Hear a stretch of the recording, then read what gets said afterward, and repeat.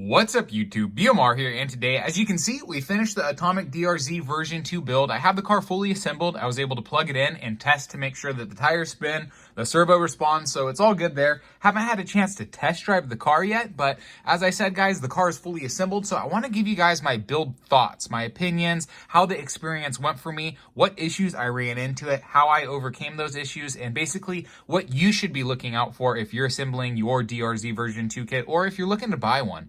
Overall, the build went pretty smooth. The instructions manual was very easy to follow and it was very clear, but the only thing is it wasn't quite as detailed as the instructions manual for this build was. So overall, it's a good instructions manual, but like I said, it's just lacking in detail in some areas. The structure for today's video is going to be a little bit different than normal. So as I was building in the car, I would actually pull out my camera and film areas where I thought it was important or areas where I ran into issues. So roughly the first maybe 12 minutes of this video is going to be footage like that. And then at the end of all that footage, I'm going to circle back to right here. And then I'll basically summarize everything and give you guys my thoughts. And that would be the tail end of the video. So anyways, this is my thoughts on the Atomic DRZ build.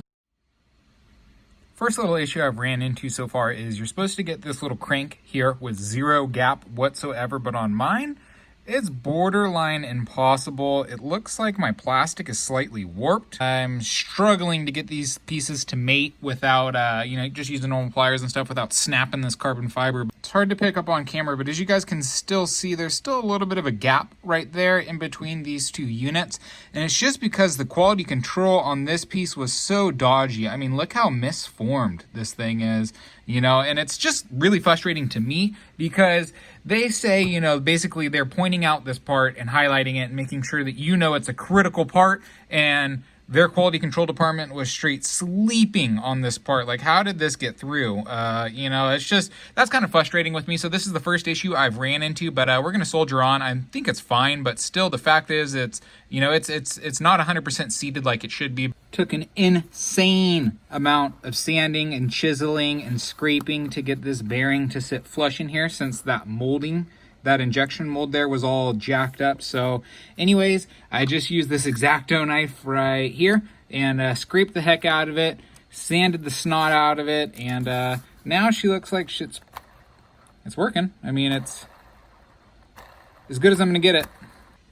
Okay, so I realized why they said it's so important to have these two parts completely mated up flush with each other, and that's because you need these to be as flush as possible, so that way it can clear this part up here. So mine wasn't completely cleared because of the fact that my post is a little bit warped, or this little plastic bracket down here is warped. So anyways, it was causing it to push up into this, and what I did is I just basically took some sandpaper and removed that front edge, as you can see right there. So let me wipe that away, and then it'll look clean, but I just wanted to show you guys on camera, I basically took off these front edges, completely rounded this thing, so now I'm no longer making any contact, but if I do make contact, this thing will be super smooth, and it should just be able to work right through it, be completely fine. But like I said, guys, I think it's just because, unfortunately, I had a mismold on my plastic bottom bracket. I really wish they would have just machined that out of carbon fiber, but, they didn't. So anyways, moving on with the build, it looks like I sorted it, and we'll just keep on going. Day 2 of the DRZ version 2 build. I didn't get as much as I wanted to completed last night, but anyways, I'm at a pretty good point here, and I just wanted to stop and mention this to you guys because I'm basically at the point where I have my linkages all done, and basically I'm just going to go ahead and throw my knuckles on here, and then my front linkages will be all complete. But this is taking me a really long time to do this because I'm trying to do this as best as I can and make my front end as smooth as possible. So a lot of people have issues with their builds because they're not paying attention to these areas, your steering areas and stuff like that, when they're putting their stuff together. If you just try to go through this as quick as you can and snap stuff together, it's not really going to work. You got to take the time to fit this. So as you guys can see, my steering crank here is completely clearing the bulkhead because I took the time to file everything, sand it down, make it so that it's smooth. It's super smooth up here. I don't have any wobble in my steering crank either, so that's perfect. I just took the time to really try to dial everything in up here. And then also these linkages, guys. I want to go ahead and mention these linkages are super important. So see how free these are? And then down here, On my lower linkages, these things just flop, and that's what you want, is everything to be flopping. And then these plastic linkage ends, I've been stretching each one of those out on these ball ends before I even install them to make sure everything's nice and loose. And then also, again, once I put the knuckles on, I'll re-stretch everything and make sure it's all free. But right now, I want to make sure that everything is as free as I can get it. You want to make sure that nothing's getting hung up. You want stuff to just be able to dangle like that. I mean, look at it. It's connected. It's not just going to pop off, but it's super smooth. It's super free. And so that's the biggest thing when you're doing your kits, is you want to make sure that it's smooth and free. And so that's how you avoid a lot of issues. A lot of people have issues because they end up having their stuff, it'll bind up on them and they don't even realize it. But another thing, guys, I'm about to put this front end on, and this upper linkage for the steering suspension, see, it's super free right now, but Atomic wants you to go ahead and toss in these set screws up here and have these set screws right there installed on there. But I noticed once I put my set screws in, it makes it so that my linkages become super stiff. Like all of a sudden, this doesn't flop like that. And the set screws are more than anything just to make it so that your pins don't fall out. But as you guys can see, my pins are super tight in the plastic holders, whatever this thing is, this little plastic arm. This is holding onto the pins really tight, but the pins are super free inside the aluminum bracket. So I would rather have the pins rotating on this aluminum holder than having the pins rotating in this plastic right here. Because like I said, that would take a lot of work to get that free, but this is already free. And since my pins aren't in danger of falling out, this will be perfect. So anyways, guys, I just wanted to really quickly show you guys how free my front end is, and that's what you want. And like my steering crank, this whole thing up here, it's super smooth. Linkages are all hung up, but anyways, all this is super smooth up here. Nothing's getting hung up at all, so my suspension should be as smooth as possible. I've been plugging away on the front end and I'm getting it mostly assembled. As you can see, now I'm just putting the knuckles onto the chassis, and I just wanted to stop here and emphasize how important it is to be paying attention to your fitment. So each and every single one of these linkages up here needs to be fitted really well, and also the attachment points for each one of these linkages needs to be fitted really well and really smooth. You can't have any one of these points sticking. So each and every one of these arms I had super smooth earlier, but now when I put them onto this ball joint on here, they start to stick. So when I put this first one on here, it started to stick. So I had to massage it and get it loose. And then I put the second linkage on here and it made the linkages stick up again. So I had to massage it and loosen it up. And then this third one again, I installed it and then it, boom, stuck at the top. So I had to massage it and really work these linkages to make it so it's all smooth. But guys, I just want to stress how important it is to just stop and take your time right here and really work on each linkage individually. Plug them onto the car one at a time. Don't just hook the whole thing up and start working on it. You know, I installed one linkage at a time and then I would address any stickiness in it at that time. So I feel like my front end's going pretty good. But again, guys, this is taking forever for me to do this. So I just want to stress, guys, take your time, don't rush your build, and really pay attention to your fitment and make sure everything is loose up here as possible and it just flops like that. That's exactly what you want. I just finished fitting up this rear end, so I'm getting ready to put on this upper suspension. But first I wanted to pause real quick and again, just talk about the fitment areas, because this took a lot of work back here in this rear end to get it super smooth. But now, as you guys can see, this thing just flops around. Both sides are super free. There's obviously absolutely no sticking back here, but it took a lot of work to get the thing to be this free. But also another thing too, just so I can show you guys, there's no wobble on either side from my fitment. Everything's pretty much perfectly fitted, but it's also perfectly smooth. So my suspension in the rear end is going to be super free and it'll look super buttery. It'll be super smooth. Like, you know, you see those videos from like Indonesia and stuff online where the guy's suspensions are just so buttery smooth, and it's because they do stuff like this. You know, you really got to spend the time to fit all your parts together. But anyways, guys, so I had to get into here. So where your balls actually insert into these little holders, the retainers in the front and the back, I actually had to clean the face of those retainers and then also sand the inside of them on both front and back, left and right sides. And then also the balls that slide into those retainers, I had to completely sand down those. On this front one, on this corner, I had to do a lot of work, remove a lot of material from the actual plastic ball itself to get it so that it's super free like this. But now my suspension is super free, but there's no slop in it. So it was really worth it. And if I wouldn't have spent the time to go ahead and do this, my suspension would be completely stuck up here right now. It would not be moving free like this. And another thing, there's these screws right here that you can use and insert. You screw these in tighter, and what it will do is put a little bit of pressure on this pin back here that retains into keeps your knuckle in your suspension arm. But anyways, I noticed when I tighten down the screw tightly, it puts a lot of pressure on this pin and then it just inhibits the movement. And I mean, my pin isn't falling out. I don't think it's gonna go anywhere. So I backed these screws off just to make it so that this is as free as possible back here. So this took a lot of work, guys. This was, you know, a couple hours of sanding to get everything completely fitted. Also down into the differential, the gears. There's still one area of sticking where it just sticks a tiny bit right there. But I mean, other than that, I have this differential completely smoothed out. I smoothed all these gears out as much as I could, but you know, just got to run the motor a little bit and that'll clean up these gears and everything will be meshed in and fit into itself. But anyways, guys, again, I just wanted to stress the importance of really taking the time to go ahead and fit all these parts together so that they have a nice tight fit, but they're super smooth. You don't have any slop.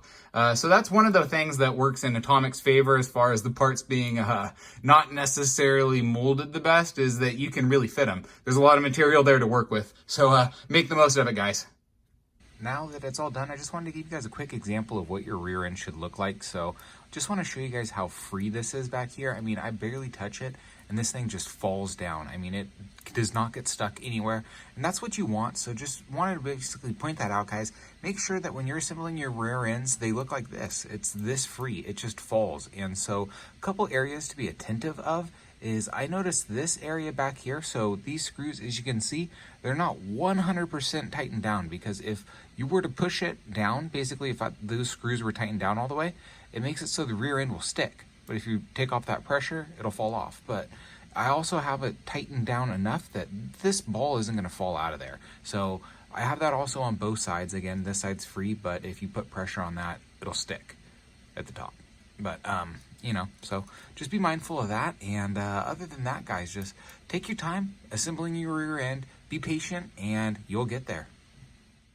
All right, so you guys heard me ramble on about the build, but overall I'm really happy with it, and now I have it at a state where I'm ready for my test drive. So in between my editing of the videos, I had reached out to the Facebook group, and they had helped me sort out the issues that I was having up front. So my car, it's ready to go for the most part. I think I'm really excited to get this thing test driven, but one of the issues that they were saying is basically I have flat tires on my DRZ. I'm using DS Racing tires instead of the Atomic tires, the rounded tires that they give you. And since I have so much caster on my car, actually when you turn the wheel, since it's a flat wheel, you can see the whole wheel. It pivots from one outside edge to flat to the other outside edge. But if you had a rounded tire, that would just be a smooth transition. And so I think that's part of the issues that I'm having up here. So one recommendation I have for you guys is to use the tires that come with the car, at least when you're initially getting it set up. Once you get more advanced with it and you can learn how to play with the caster and all that kind of stuff, then I would say switch out, do whatever you want to do. Or if you're more advanced, do whatever you want to do. But if you're like me and this is one of your first setups, then I would say play it safe and use the Atomic tires that they have. But I have that all sorted out now. Initially, I didn't have enough steering on the right side. My left side would go full lock, but my right side wouldn't go full lock on me. And what happened was, guys, I had all my linkages. So basically in the instructions manual, they tell you what spacing to put these linkages at. And I was faithful to the manual and I had it set up completely to the specs of the manual.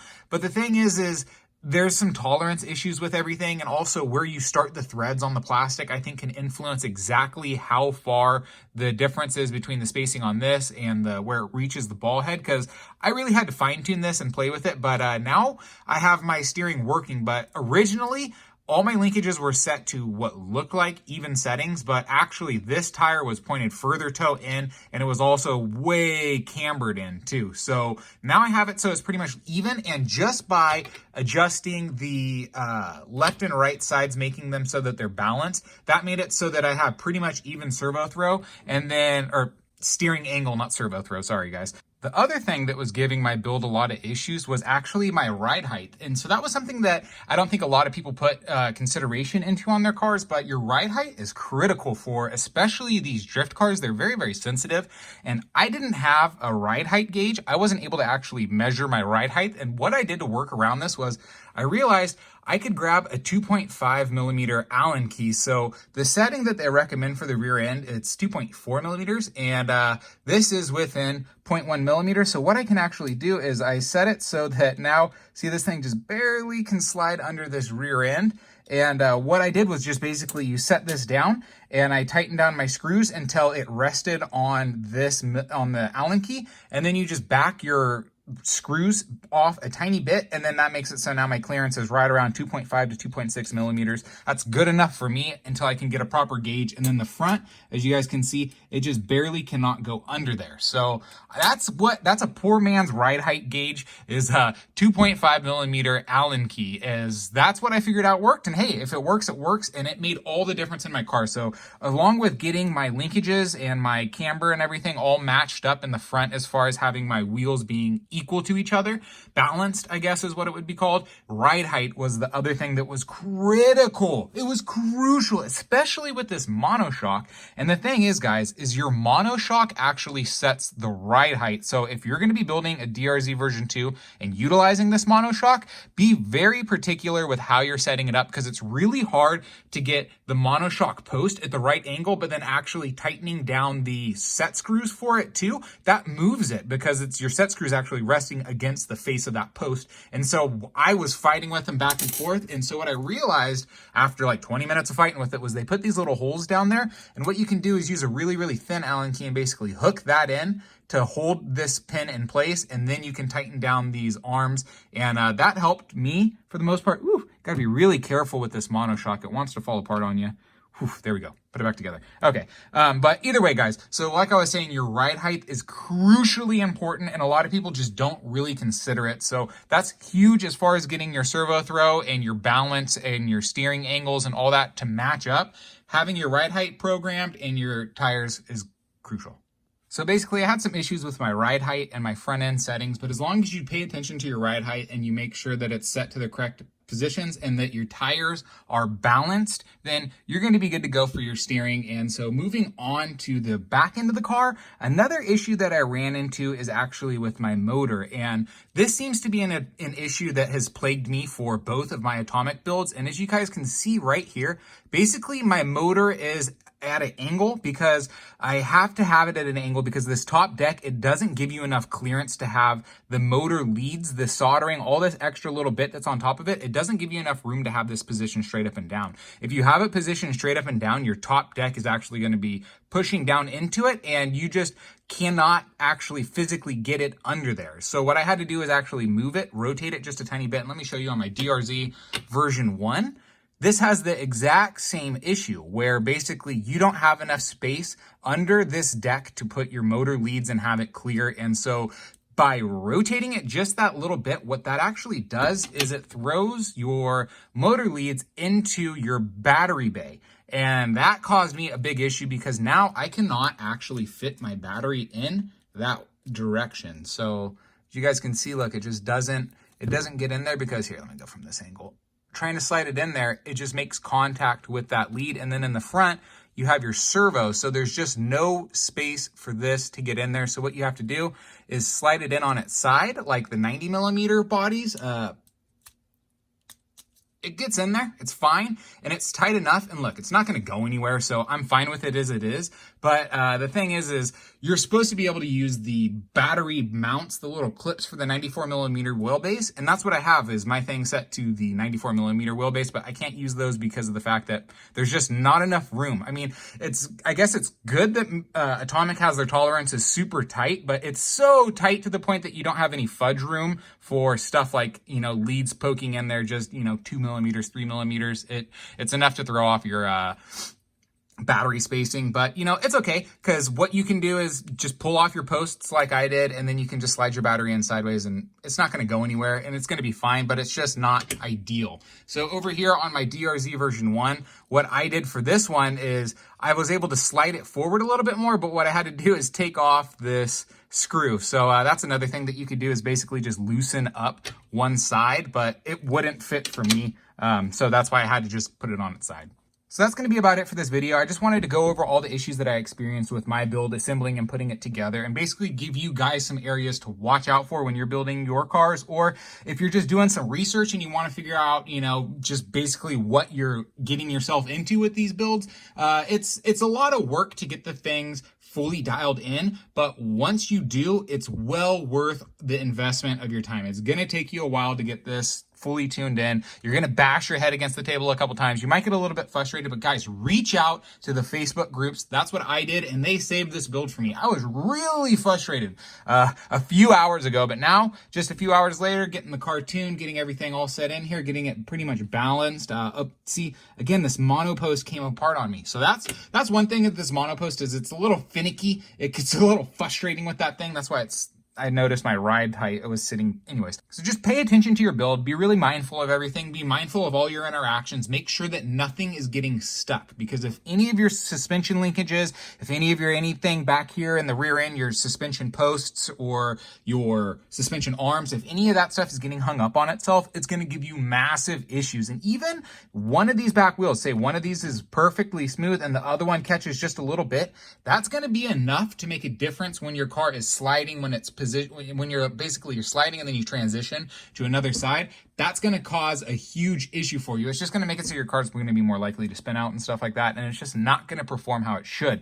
You need to have your suspension as smooth as possible so it can transition and balance weight. You got to think of this thing as being very agile. That's what these things are, is incredibly agile. And to be agile, you need to have your suspension rebounding quickly. You need to have everything working fast. You need it to be responsive. You can't be letting things stick and being slow. They need to be on the mark. So that's what I've done so far, and I'm really excited with my car. I think I just need to do a little bit more fine tuning, a little bit more dialing in. I definitely need to get that mono post completely adjusted and fine tuned. And then you got to be careful, because I've noticed every time I pick up my chassis, my wheels drop, and that causes my mono post to just separate and fall out. And whatever, it is what it is. It's fine. I might go to the normal shock tower just for the ease of it. I don't know. I don't want to give up on this monopost, but it's been a little bit of a struggle for me. And that was probably the most frustrating part of my build, is the monopost. If I would have started with the shock tower, I would have had a lot easier time with this front end. But hey, it's okay. It's a learning curve. And, I had a lot of fun so far. And it's been really, really rewarding to get the car dialed in and just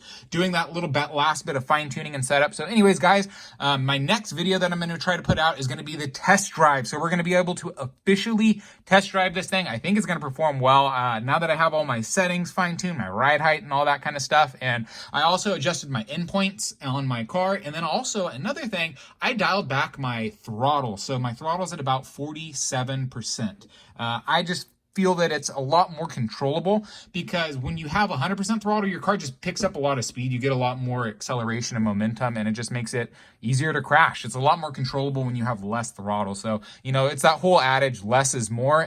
That's a big thing when you're drifting. So anyways, guys, that's going to be about it for this video. Let me know if you guys have any questions down below in the comment section. And if you're enjoying the content I'm producing on the channel, please smash that subscribe button and show your support. I'd really appreciate it. Hope you guys enjoy this video. Hope you guys have a wonderful day, and see you next time.